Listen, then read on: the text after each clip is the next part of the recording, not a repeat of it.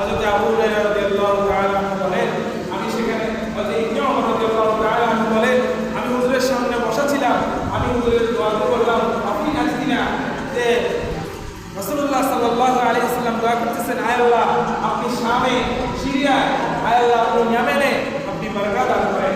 হযরত ইবনে ওমর রাদিয়াল্লাহু তাআলা আনহু বলতেছেন, আমি হুজুরের সামনে বসে আমি বলতেছি, ইয়া রাসূলুল্লাহ আপনি এই নাজদের জন্য দোয়া করেন। আল্লাহ রাসূল সাল্লাল্লাহু আলাইহি ওয়াসাল্লাম আবার দোয়া করবেন, আল্লাহুম্মা বারিক লানা ফি শামিনা ওয়া ফি ইয়ামিনিনা, আয় আল্লাহ আপনি শাম দেশে, আয় আল্লাহ আপনি ইয়ামেন দেশে আপনি বরকত দান করেন। হযরত ইবনে ওমর রাদিয়াল্লাহু তাআলা আনহু বলেন, আমি পুনরায় আবার বললাম, ওয়া ফি নাজদিনা, ইয়া রাসূলুল্লাহ আপনি নাজদের সম্পর্কে দোয়া করেন, নাজদের জন্য বরকতের দোয়া করেন। আল্লাহ রাসূল সাল্লাল্লাহু আলাইহি ওয়াসাল্লাম বলেন, আমি শাম এবং ইয়ামেন দেশের জন্য এই জন্য দোয়া করলাম যে কিয়ামতের পূর্বে সেখান থেকে সেখানে খুব দিবে, সেখানে অনেক ভূমিকম্প হবে, এজন্য আমি রাসূল সাল্লাল্লাহু আলাইহি ওয়াসাল্লাম ওই স্থানগুলোর জন্য দোয়া করতেছি, আল্লাহ পাক রব্বুল আলামিন সেখানে যাতে বরকত দান করেন। অন্য হাদিসে হযরত ওমর রাদিয়াল্লাহু তাআলা আনহু, হযরত মুআবিয়া রাদিয়াল্লাহু তাআলা আনহু থেকে বর্ণিত আছে, হযরত মুআবিয়া রাদিয়াল্লাহু তাআলা আনহু বলেন যে শেষ সময় কিয়ামতের শেষ জামানায় কিয়ামতের পূর্বে একটা দল থাকবে যারা সব সময় হকের জন্য লড়াই করবে, যারা সব সময় হকের উপর অবিচল থাকবে। তাদেরকে যদি কেউ নিন্দা করতে চায় নিন্দা করতে পারবে না, তাদেরকে যদি তাদের পথ থেকে কেউ সরাতে চায় কেউ তাদের পথ থেকে সরাতে পারবে না। হাদিসের শেষাংশে হযরত মুআবিয়া রাদিয়াল্লাহু তাআলা আনহু বলেন যে ওই দলটা সব সময় থাকবে শাম দেশে, সিরিয়া দেশে, ওই দলটা সব সময় থাকবে ইয়েমেন দেশে। আর যেটা বর্তমান যে হাদিস ইশারাত করে সেটা হচ্ছে বর্তমান হামাস, যে তারা সবসময় হকের জন্য লড়াই করতেছে। তারা আমাদের ফিলিস্তিনি ভাইদের জন্য তারা নির্যাতিত নিপীড়িত, এই নির্যাতিত নিপীড়িত মুসলিমদের জন্য লড়াই করে যাচ্ছে। এই হক দল সবসময় কিয়ামত পর্যন্ত এই হকের জন্য তারা লড়াই করবে।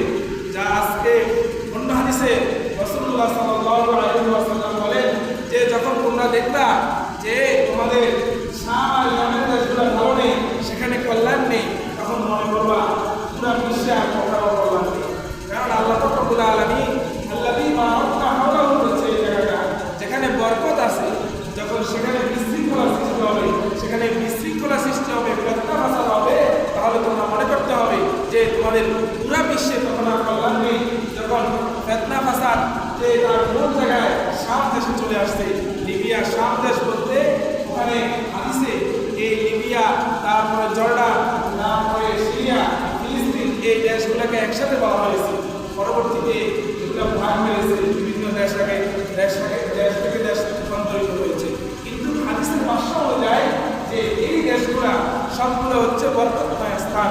এজন্য আমরা আমাদের দোয়ায় যদিও আমরা তাদের জন্য লড়াই করতে পারতেছি না, কিন্তু আমরা আমাদের জায়গা থেকে আমরা যে সমস্ত জিনিস তাদের অর্থনৈতিকভাবে তাদেরকে দোষে দিতে পারে, আমরা সেগুলা ফলো করে চলতে হবে। আমরা আমাদের ফিলিস্তিনি ভাইদের জন্য কিছু করতে পারতেছি না, দোয়া করতে পারতেছি, আমরা দোয়া করবো তাদের জন্য। সাথে সাথে আমরা আমাদের দৈনন্দিন যে প্রোডাক্টগুলো কিনি, আমরা কিনি যে ইসরায়েলি যে সমস্ত পণ্য আছে আমরা সেগুলো থেকে এড়িয়ে চলবো। যেমন আমরা ইউনিলিভার কোম্পানির যে সমস্ত প্রোডাক্ট আছে আমরা এগুলো কোনোটাই কিনবো না। যেমন আছে ক্লোজআপ, ফেস্টুডেন্ট, আমরা এগুলো কিনবো না। আপনার হয়তো ভাববেন আমি এই 45 টাকা দিয়ে ক্লোজআপ কিনলাম না, এতে করে আমার ফিলিস্তিন ভাইদের কি ফায়দা হবে? কিন্তু আপনার এই ক্লোজআপে সে যদি 1 টাকা লাভ করে, আপনার সাথে যদি আপনার এলাকার আরো 20 জন, যদি আরো 20,000 মুসলমান যদি এভাবে এই ক্লোজআপ না কিনে, তাহলে সে 20,000 থেকে 20,000 টাকা পাইল না। কিন্তু আপনার 1 টাকা দিয়ে যদি তারা একটা অস্ত্র কিনে, তাদের অস্ত্র কেনার ভিতরে যদি আপনার 1 টাকা থাকে, তাহলে তো আপনি মুসলমানদেরকে ভিতরে অংশগ্রহণ করতে, আপনার 1 টাকা সেখানে ছিল, আপনার হাতে অপশন ছিল, আপনি ক্লোজআপ না কিনে আপনি মেডিপ্লাস কিনেন, আপনি পেন্সিলের না কিনে আরো অন্যান্য যে সমস্তগুলো আছে বাংলাদেশি পণ্য সেগুলো কিনে। আমরা ইউনিলিভার কোম্পানির যত প্রোডাক্ট আছে আমরা সেগুলো বয়কট করব। তারপরে পিৎজা কোম্পানির যে সমস্ত জিনিস আছে আমরা সেগুলো বয়কট করব। আমরা পেপসি খাবো না, কোকা-কোলা খাবো না, 7-আপ খাবো না, যাতে করে আমার টাকা থেকে আমার মুসলিম ভাইদের অর্থ শুষতে না পারে তারা, আমরা এগুলো এড়িয়ে চলবো। এছাড়াও আরও যে সমস্ত জিনিস আছে, পেপসি, কোকাকোলা, এদের কোম্পানি, আরও যে সমস্ত জিনিস আছে আমরা ওগুলা থেকে বিরত থাকবো। শুধু পেপসি, কোকাকোলা থেকে আমরা এগুলা থেকে বিরত থাকবো না, বরং আমরা চেষ্টা করব ইসরায়েলি কোম্পানি, যে সমস্ত প্রোডাক্টগুলোতে তাদের অর্থ বিনিয়োগ করছে, আমরা সেগুলো থেকে ফিরে আসবো। আমরা সেগুলো কিনবো না। হারপিক আছে, হারপিকও তারা অর্থ বিনিয়োগ করছে, সার্ফেক্সেল আছে, উইল পাওয়ার আছে, আমরা এগুলো থেকে বিরত থাকবো। আপনি সার্ফেক্সেলের বদলে আপনি নিতে পারেন ফার্স্ট ওয়াশ, এটাও কিন্তু অনেক ভালো বাংলাদেশি কোম্পানি। তারপরে আরও যে সমস্ত কোল্ড ড্রিঙ্কস আছে, সফট ড্রিঙ্কস আছে, এগুলো থেকে যে সমস্ত ইসরায়েলি কোম্পানি আছে আমরা ওগুলো থেকে বিরত থাকবো। কারণ আল্লাহ রাসূল সাল্লাল্লাহু আলাইহি ওয়াসাল্লাম হাদিসে বলে গিয়েছেন যে তোমরা যখন খেতে বসো, দস্তরখানে যখন একে অপরকে ডাকো, আসো খেতে আসো, যেভাবে তোমরা সবাই চতুর্দিক দিয়ে গোলভাবে খানার টেবিলে একসাথে বসো, বা শেষ জমানায় এমন একটা মুহূর্ত আসবে যে তোমাদের মুসলমানদেরকে দুনিয়া থেকে দুনিশ্বাস করা দেওয়ার জন্য সমস্ত বিশ্বের কাফের মুশরিকরা একসাথে হবে। তখন এক সাহাবী জিজ্ঞেস করলেন, ইয়া রাসূলুল্লাহ, আমি দুনিয়াতে এমন থাকি, ইয়া রাসূলুল্লাহ, সেদিনকে আমরা কি সংখ্যায় কম হবো অনেক? আজকে যেরকম আমরা সংখ্যা অনেক বেশি, ওই সময় মুসলমানরা সংখ্যা অনেক কম হবে। এজন্য সারা বিশ্বের কাফেরেরা আমাদের বিরুদ্ধে, আমাদেরকে মারার জন্য, পৃথিবী থেকে দুনিশ্বাস করে দেওয়ার জন্য তারা একসাথ হবে। এই জন্য কি রাসূলুল্লাহ সাল্লাল্লাহু আলাইহি ওয়াসাল্লাম বলেন, আনতুম ইয়াওমাইদিন কাসীর, যে তোমরা আজকে যে পরিমাণ মুসলমান আছো ওই দিন এর চেয়ে দ্বিগুণ হবে। কিন্তু কেন? কিন্তু তারপর কিন্তু তোমরা আমাদের যেরকম নদীর ভিতরে যখন আপনার জোয়ার আসে, খড়টা যেভাবে বেশি যায় একের পরে এক, বা তোমরা সেদিন এরকম তোমরা সংখ্যায় অধিক মুসলমান হলেও কিন্তু তোমরা এভাবে খড়টার মতো পানির মধ্যে যেরকম খড়টা বেশি যায়, তোমরাও তাদের সামনে এরকম বেশি যাবে। সাহাবায়ে কেরাম জিজ্ঞেস করলো, ইয়া রাসূলুল্লাহ, এটা কেন যে আমরা সংখ্যায় বেশি থাকবো অথচ আমরা খড়টার মতো আমাদের কোনো মূল্যই না, আমরা এভাবে থাকবো, এটা কেন? তখন আল্লাহ রাসূল সাল্লাল্লাহু আলাইহি ওয়াসাল্লাম বলেন যে ওই দিন তোমাদের ভিতরে তোমাদের ভিতরে দুনিয়ার মহব্বত চলে আসবে। এবং হাদিসের ভাষায় আরেকটা কথা বলছে যে সেটা হচ্ছে তোমাদের ভিতরে ভয় কাজ করবে, যে যদি আমি যুদ্ধে যাই, যদি আমি মরে যাই আমার ছেলেদেরকে কে দেখবে? তোমাদের ভিতরে এরকম একটা দুনিয়ার ভয় ভীতি তোমাদের ভিতরে কাজ করবে, যার জন্য তোমরা তাদের সামনে লড়াই করার জন্য তোমরা এগিয়ে যাবে না। এই জন্য আমাদেরকে রাসূলুল্লাহ সাল্লাল্লাহু আলাইহি ওয়াসাল্লাম আজ থেকে আরো 1400 বছর পূর্বে বলে গেছেন যে তোমরা শেষ জামানায় তোমরা সংখ্যা বেশি থাকতো কিন্তু তোমরা থাকতে মূল্যহীন। কেন? আজকে আমরা যখন জিহাদের কথা শুনি আমাদেরকে জঙ্গি ট্যাগ লাগিয়ে দেয়। একটা সময় মুসলমানদের নেতাদের কথা শুনলে কাফেররা দখল করে কাঁপত, কিন্তু আজকে কাফেররা মুসলিম নেতাদেরকে হাতের উপর রেখে আমাদের মুসলিম ভাইদেরকে মারতেছে। এই হাদিস থেকে বোঝা যাচ্ছে যে আমাদের ভিতরে যে ভয় কাজ করবে।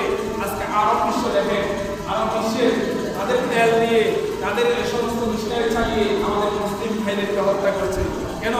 ওই যে আরব নেতাদের ভিতরে তাদের ক্ষমতার ভয়, তাদের ভিতরে এই ইহুদি খ্রিস্টানদের অস্ত্রের ভয়, এগুলা তাদের ভিতরে ঢুকিয়ে দিয়েছে। কিন্তু তারা তাদের ইসলামের পূর্বের ইতিহাস থেকে এটা কোনো শিক্ষা নেয় নাই যে মুসলিম জাতি সংখ্যায় যদিও সবসময় কম ছিল কিন্তু কখনো কাফের জাতি মুসলিমদের বিরুদ্ধে যুদ্ধ করে কখনো জয়লাভ করতে পারে নাই। মুসলিমরা যদিও সংখ্যায় কম ছিল কিন্তু তাদের ঈমান ছিল পরিপূর্ণতা ভরপুর, যার কারণে কোনো কাফের কখনো মুসলিমদের সামনে আক্রমণ করে কথা বলতে পারে না। এই জন্য আমরা আমাদের ভিতরে জিহাদি লালন পালন করবো, জিহাদের চিন্তা চেতনা, জিহাদি চেতনা আমাদের ভিতরে, আমাদের মুসলিম যুবকদের ভিতরে লালন করবো। আজকে আমাদের ফিলিস্তিনি ভাইরা যারা একা একই যুদ্ধ করে তাদের সব শহীদ হয়ে গেছে। আজকে আপনি বলবেন আমাকে তো মারতেছে না, কিন্তু ওই দিন বেশি দূরে নাই যে আপনার উপরও আপনার ভাষার দেশ হামলা করে বসবে। ইন্ডিয়া হিন্দু রাষ্ট্র, কিন্তু ওরা সবসময় হা করে তাকিয়ে আছে কোন সময় বাংলাদেশের মুসলিমদেরকে গ্রাস করতে পারে, কোন সময় আপনাদেরকে মারতে পারে। ইন্ডিয়ার মুসলিমরাও ভালো নাই। এই যে আল্লাহ রাসূল হাদিসে বলছে যে তোমরা যেরকম খানার টেবিলে বসে দস্তরখানে বসে একে অপরকে ডাকতেছো, আসো খেতে আসো, সবাই খানার সময় যেরকম ঐক্যবদ্ধ হয়ে গেছো, কিন্তু কিয়ামতের সময় শেষ জামানায় তোমাদেরকে মারার জন্য মুশরিকরা সবাই একসাথে হবে।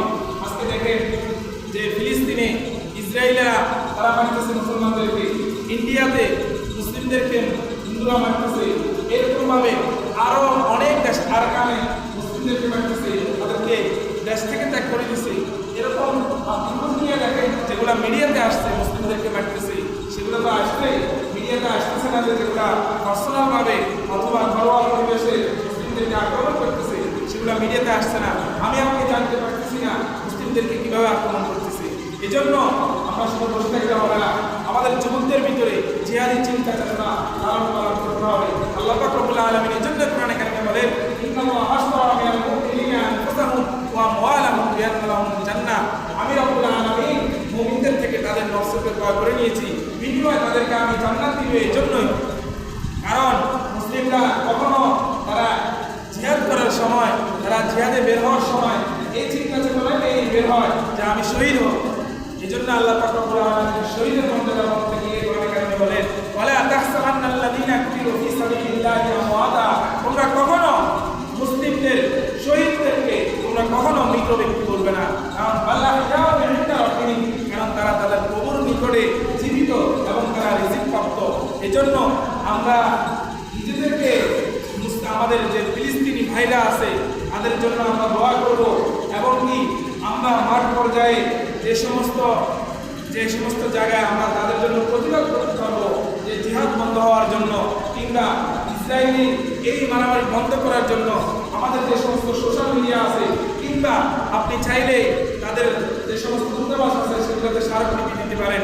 আপনি আপনার জায়গা থেকে যতটুকু আপনার সামর্থ্য আছে, আপনি আপনার সামর্থ্য অনুযায়ী আপনি মুসলমানদের উপর যে নির্যাতিত আজকে মুসলিমরা যে নির্যাতিত নিপীড়িত হচ্ছে, আপনি আপনার জায়গা থেকে প্রতিবাদ করতে হবে। কারণ কালকে আমাদের দিন যদি আল্লাহ পাক রব্বুল আলামিন আপনাকে জিজ্ঞাসা করে, তোমাকে তো আমি নিরাপদ একটা দেশ দিয়েছি মুসলিমদের, কিন্তু তোমার পাশের দেশে যখন তোমার কোনো মুসলিম ভাই আজকে নির্যাতিত হচ্ছে, নিপীড়িত হচ্ছে, তখন তুমি কি করছো? কারণ জিহাদের হুকুম হচ্ছে যখন কোনো মুসলিম দেশে আক্রমণ হয়, তখন ওই মুসলিম দেশের পাশের যে দেশ আছে ওই দেশের উপর জিহাদ সর্বপ্রথম খরচ হয়। আজকে ফিলিস্তিনে যে মারামারি হচ্ছে, ফিলিস্তিনের পাশে হচ্ছে মিশরের উপর জিহাদ খরচ, কিন্তু তারা জিহাদ করতেছে না।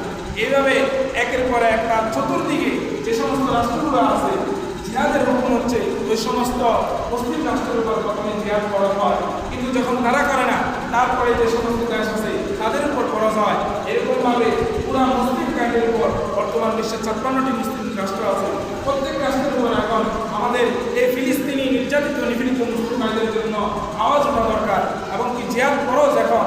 এজন্য আমি জিহাদের ময়দানে যাই, ময়দানে গিয়ে যুদ্ধ হয়তো করতে পারতেছি না, কিন্তু আমি আমার জায়গা থেকে যে সমস্ত প্রতিবাদ করা যায় ওই সমস্ত স্থানে প্রতিবাদ করবো। আমি ইসরায়েলি পণ্য বয়কট করবো।